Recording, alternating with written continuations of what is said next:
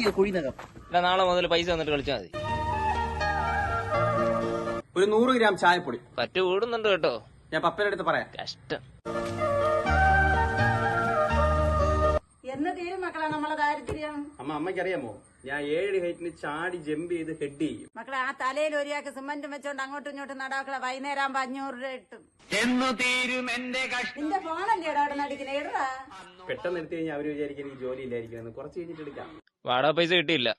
നാളെ തരാം. നാളെ 3 മണിക്ക് തരണം. അത് നാളെ 3 മണിക്ക് പറ്റില്ല, എനിക്ക് കളിയുണ്ട്. കളി വിട്ട് പണി എടുത്തില്ലെങ്കിൽ ചാക്കി കിടന്ന് ഉറങ്ങേണ്ടി വരും റോണോ. എടാ മെസ്സി കളിയാ, എനിക്ക് 1 മാസത്തെ റീചാർജ് ചെയ്ത് തരുവാടാ.